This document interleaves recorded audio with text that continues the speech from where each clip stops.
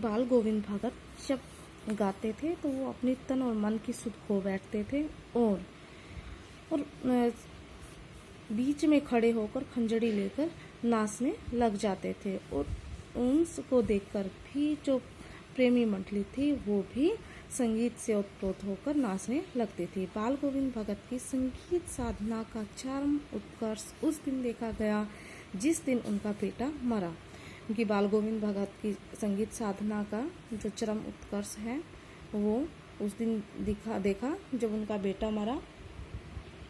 उस दिन एक सफल एवं सच्चे संगीतकार की सफलता उस दिन देखी गई थी जिस दिन उनका बेटा मरा था। वह कुछ इकलौता बेटा था, वह कुछ सुस्त और बोदा सा मतलब कमजोर था, किंतु इसी कारण बाल गोविंद भगत उसे और भी मानते थे, यानी कि और भी अधिक ज़्यादा पसंद करते थे। यानी कि उनका मानना था कि ऐसे लोगों पर हमें अधिक निगरानी रखनी चाहिए, ऐसे लोगों का हमें अधिक ज़्यादा ख्याल रखना चाहिए, उन्हें अधिक प्यार देना चाहिए, उनके समझ में ऐसे आदमियों पर ही ज़्यादा या नज़र रखनी चाहिए या प्यार करना चाहिए, क्योंकि वे निगरानी और मोहब्बत के ज़्यादा हकदार होते हैं, क्योंकि वो बहुत ज़्यादा ही कमज़ोर था। बड़ी साद से उसकी शादी कराई थी। पतोहू बड़ी ही सुभग और सुशील मिली थी। उनकी बड़े उमंग के साथ उन्होंने अपने बेटे की शादी कराई थी और उनकी जो बेटे की बहू थी वो भी बहुत ही अच्छी थी और सुशील प्रवृत्ति की थी। वह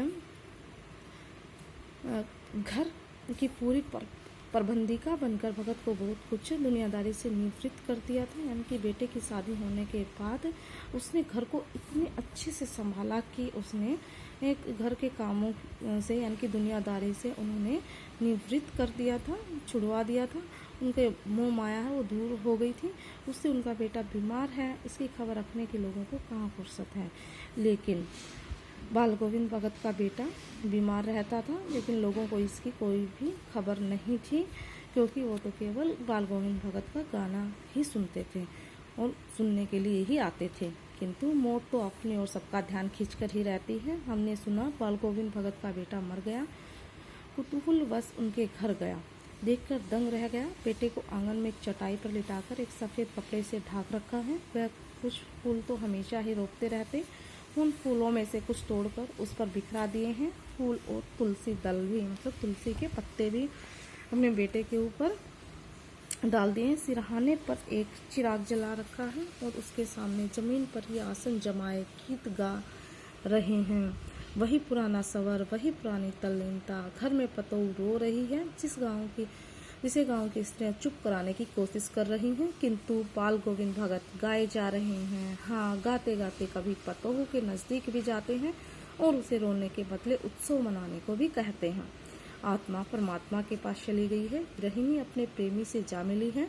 भला इससे बढ़कर आनंद की कौन सी बात है।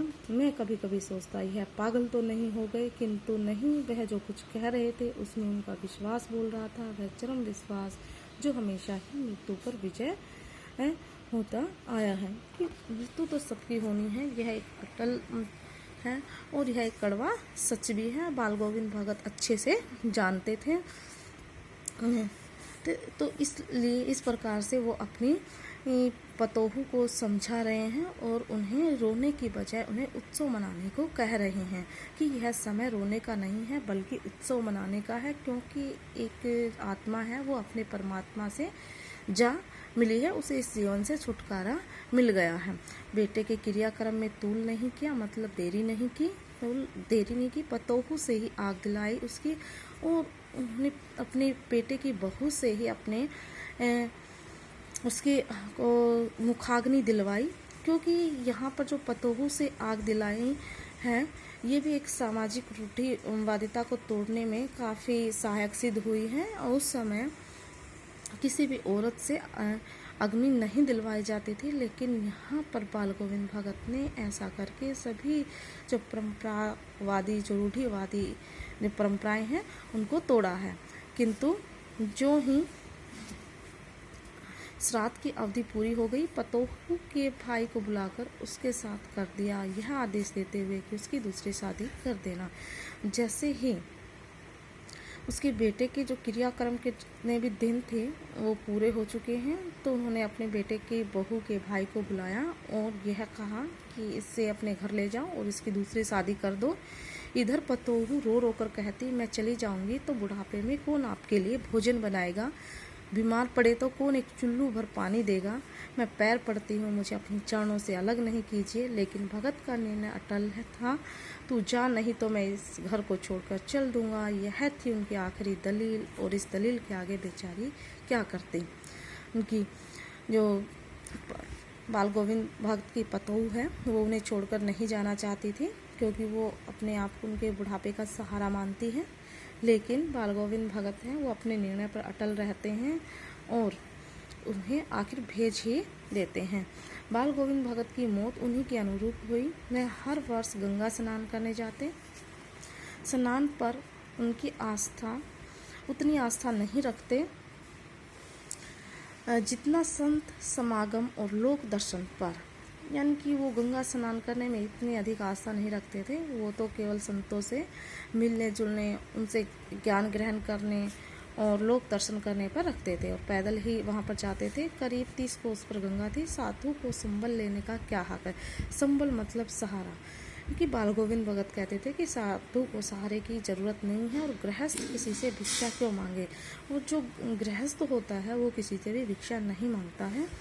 अतः घर से खाकर चलते और फिर घर पर ही लौटकर खाते। रास्ते भर खंजड़ी बजाते, गाते, जहाँ प्यास लगती पानी पी लेते। 4-5 दिन आने जाने में लगते, किंतु इस लंबे उपवास में भी वह मस्ती, वह बुढ़ापा आ गया था, किंतु टेक वही जवानी वाली थी। जिस समय वो जवानी में गाया करते थे वैसे ही गीत आज बुढ़ापे में भी गाते हैं। इस बार लौटे तो तबीयत कुछ सुस्त थी, यानी कि अच्छी नहीं थी उनकी तबीयत।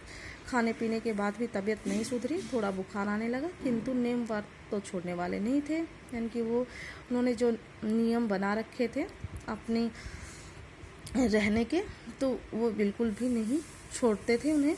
वहीं दोनों जून गीत, यानी कि दोनों जून मतलब समय, दोनों समय उनका सुबह और शाम गीत गाना, स्नान ध्यान करना, खेती बाड़ी देखना दिन दिन झींचने लगे थे। यानी कि दिन दिन वो कमज़ोर होने लगे थे। लोगों ने नहाने धोने से मना किया, आराम करने को कहा, किंतु वो हंसकर टाल देते रहे। उस दिन भी संध्या में गीत गाए, किंतु मालूम होता है जैसे तागा टूट गया हो, माला का एक एक दाना बिखरा हुआ हो। भोर में लोगों ने गीत नहीं सुना, जाकर देखा तो बाल गोविंद भगत नहीं है, सिर्फ उनका पंजर पड़ा है।